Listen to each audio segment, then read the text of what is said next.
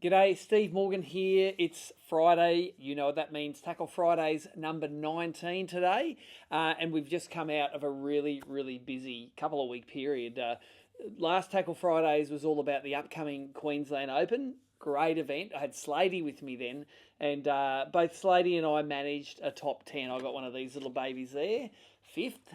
First place out of the money, but hey, doesn't matter. Got myself a top 10 badge. That's what it's all about. Queensland Open still is an event that I haven't sort of even looked like winning. I think the highest I've ever got in the last 10 years, and it is third.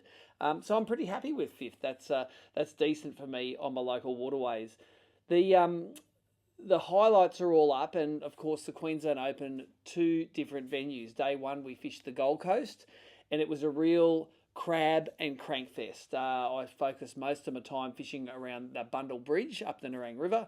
It was a place where last year I caught most of my bigger fish, and I tried to be disciplined this year and stay in the spots where the big fish were. I really wanted to wander out and throw top waters and do some really fun stuff up the river, but no, I stayed. I kept on bouncing away, and then coming back to the bridge, ended up with just over 3 kilos, which I thought was great, but the live scored showed was good enough for 7th place on day one.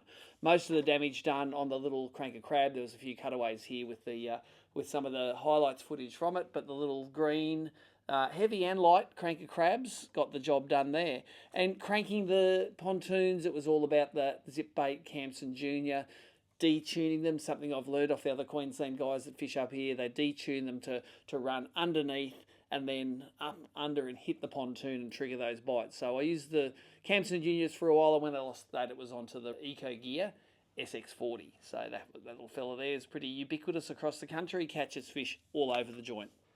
Now, day two in Moreton Bay has the potential to have some really big bags. We've caught bags over 4 kilos in the bay in the past, but this year it didn't perform for anyone in the field. Jamie McEwen ran away with it with 3.8 kilos in Raby Bay, but that 4 kilo plus magic mark wasn't hit. Now, I decided not to fish those canals close to the start, even though there are some great fish in Raby Bay. I just decided to go for the run to Redcliffe and the surrounding northern areas.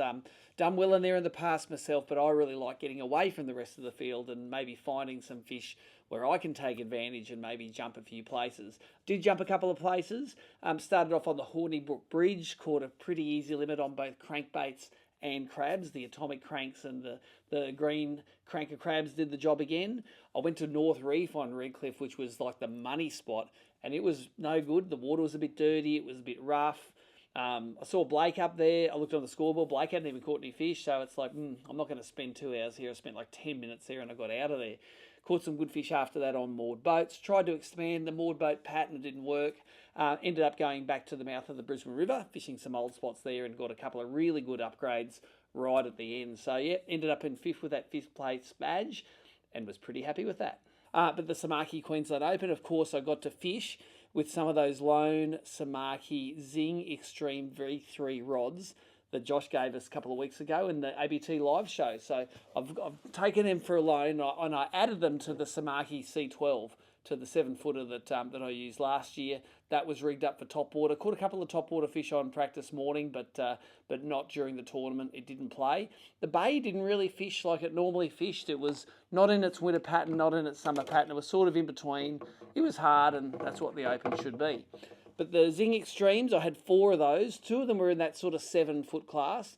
They were the ones I ended up using for crankbaits, the shorter, more accurate casting. And then the longer rods, the 7'4" and the 7'5", they were the ones that I typically used for crabs. So I had I had one of the big crabs rigged up on braid leader with some 8-pound leader, and had the small crab on the 7'4" or the 7'5". I think it was that one there, straight through 4-pound or 3-pound. I can't remember exactly what that is, but that's what the small crab was rigged on. And for me, again, the long rods cushion the blow. I did lose a few crabs through the weekend, couple flathead, ate them, just some of the light line around those gnarly bridge structure where there's fishing line and crap everywhere. Did lose a few crabs, but did get the job done. Now, interestingly, from my point of view, pretty sure that my second day bag at the Open was only 2.7 something kilos.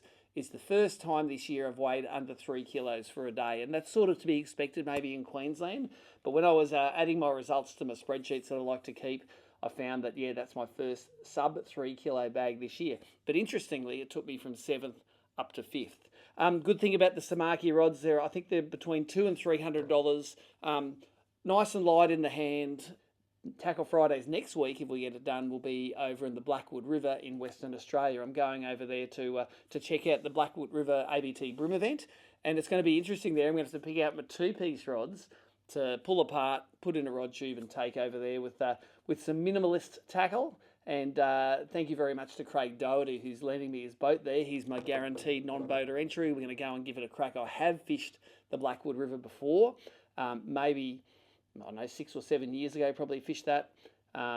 Really interesting fishery. I did well back in the day on eco gears, unweighted aquas in the really shallow grassy sort of areas, but that may change. I'm not going to expect any history to stay true. I'm going to have to go out there on the practice day, spend one day working out a big river and finding out what happens. It's going to be really interesting, the race, the Angler of the Year race. 3 of us that are, well, 4 of us actually, who are well in the race, myself, Mark Healy, Mark Crompton, and Joey Gardner are all going to be at that event. And entries aren't huge, might get to 20 boats, but still it's going to be important. As Mark Healy said earlier in the year, whoever wins AOY is going to have basically 5 top 5s. I think we've got 3 at the moment. We have 3 events left. The Open results don't count into the Angler of the Year, so the battle continues on that front. Other things I've been up to this week, I've been in Melbourne for a couple of days doing some filming. Again, it's stuff you'll see coming up, but there's a little clip here just of what I've been up to. An amazing boat we got to ride in, do some filming with. That's upcoming. And a little bit of work with Mercury, shooting some of their stuff, and you'll see that stuff coming out in the next few weeks as well. So a lot of boat filming down in Melbourne. It was cold. It was a bit rainy. I am very glad that I live in Queensland when it's winter time. Today, had lunch at Rapala. The guys from there have been filming some new secret prototype baits, and whereas I can't show you the baits, right here is what the baits caught. So Mick Horn and Matt Osley snuck out yesterday and caught a couple of big jewies and a long-tailed tuna. So it was a bit of sashimi and some smoked jewfish for lunch today. So that's what happens here at the Queensland office. Another bit of an update is my motor. I've put my new, try to roll over my Mercury every 1 to 2 years. The old one's off on a stand now at Brisbane Marine, and I think I might have already found a buyer for that. You might still see that kicking around the ABT circuit. But the new one's on there, and it's already got 30-something hours on it. So combination of tournament fishing, bit of mulloway fishing in the river, is really putting the hours up on that Mercury, and as usual, loving it.